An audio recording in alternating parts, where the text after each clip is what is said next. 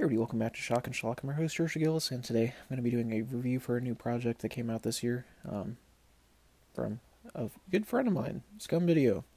They sent me White Gardenia's A Dream of Perfume in the House of Chanel. It's the second official Scum Video release.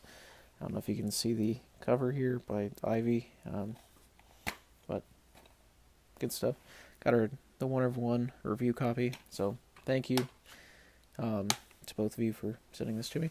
And just because we're friends, I just want to preface this. I feel like everybody knows. I'm not just going to review this positively or negatively because, we have a friendship away from this. I'm going to present my thoughts in a way that is honest. And that makes it sound like I'm going to give a negative review. I'm not. I actually quite liked this, which is shocking because I have not really been a huge White Gardenia fan, per se. I don't dislike them, it just doesn't do much for me away from shock value. But some of their stuff, like especially the music done by Daniel, I really enjoy. And there have been some aspects of some parts of White Gardenia stuff that I've, really appreciated. I'm a big performance art guy. If you're not familiar with performance art, or not performance art, if you're not familiar with White Gardenia, they're a performance art group and explore topics of, religion, sex, and self-harm.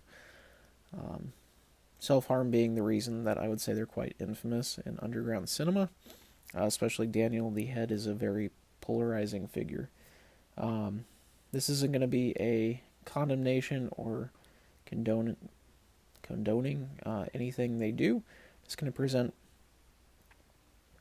how it is and my thoughts on it. And yeah, Daniel did send me a White Gardenia release as well that I'll be reviewing in the future. So thank you to Daniel for watching this, for your kindness, and thanks to Scum Video for this. So what is a virtual... God, I can't say this. I have to read it again. A Dream of Virtual Perfume in the House of Chanel. Sorry, I know the title. My ADHD just does not like it. Not the title itself. Reading it, I don't like reading out loud. What this is, torture theater, which I've talked about previously, but the main draw point, at least for me, is that you get 9 previously unreleased shorts, and they are quite different than what I have come to expect from White Gardenia, which I really appreciated a lot. And I'm going to do kind of a broad stroke just to keep the review relatively short because, there's 9 segments. I'm not going to go into each one into super detail. I'm just going to give my overall thoughts and maybe go into a couple highlights. Torture Theater, if you don't know, it's the Pinky movie. Pinky art piece, not movie. You know what I'm talking about. If you want to hear me talk about Torture Theater, I have a video review from the past on my channel as well. Just watch that. I'm not going to rehash that. I'm not going to go into White Gardenia's thoughts and meaning behind stuff because I already talked about that as well in the Art of Self-Harm review from Putrid Productions and Jonathan Doe. Go buy that as well if you want to know more about White Gardenia. This is just going to be about this release in particular. So, yeah. Torture Theater, first off, it's going to be, a drawing point. It's a big drawing point to White Gardenia. If it's there for shock value, understandable, of course. If you're looking for something deeper, you'll find what you want in a lot of performance art. As I mentioned, I'm a performance art, I'm not like an aficionado, but I appreciate performance art. I think it's interesting to watch. I'm not going to condone self-harm or anything. Obviously, that is something that, don't watch this if you're sensitive to that either. Take care of yourself mentally and everything there, of course. But, yes. Rana Thay, specifically as well, if you want to look into some performance art away. If you like White Gardenia, look into Rana Thay. I'll just say that real quick. Anyway. Torture Theater is going to be a draw for a lot of people to this. And with good reason. It's very extreme. It's very infamous in the underground now. It's something that I had never seen. Um, we'll never see again. I almost say hopefully because it's very extreme. Um, and it was the most extreme thing I'd ever seen.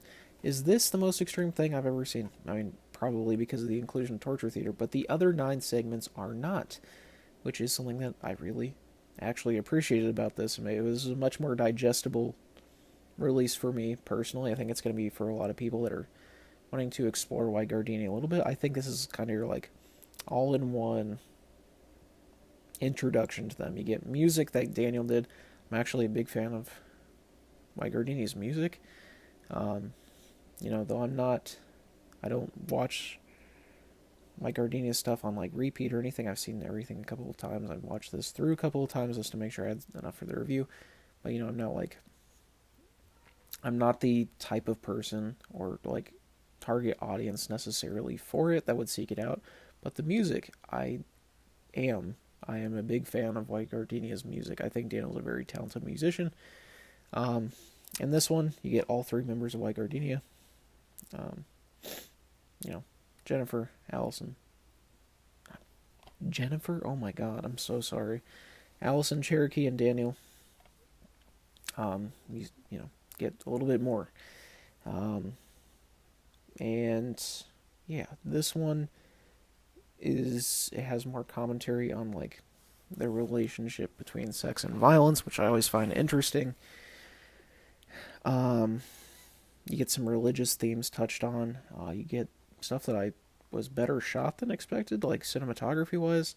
You get mediations on death with something like Flowers for the Dead, which is simple but effective in what it is. I found it almost haunting, but also serene and peaceful. Like it brought peace to my mind. Um, and yeah, you just get a wide variety in this as far as White Gardenia's stuff goes. You get the self-harm stuff, um, which is obviously going to turn a lot of people off. Understandable once again. But it's also going to draw in a lot of people. Understandable once again.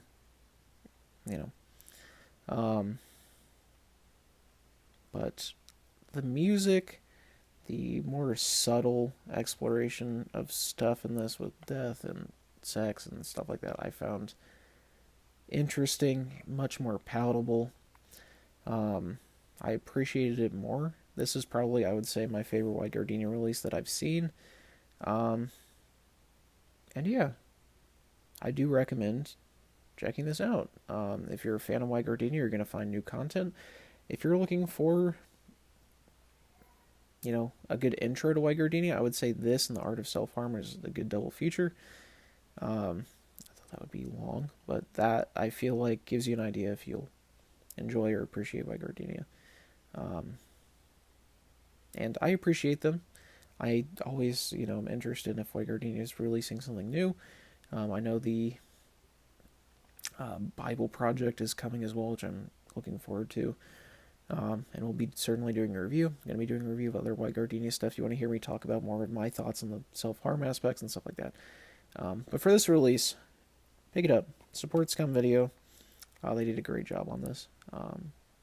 Really, for the price and the value, you get a lot for an independent release. It makes me want to step my own game up. So, thank you, Scum Video. One of the best home video releases of the year, I would say. Especially in the independent scene. This is really, it's top tier shit. So yeah.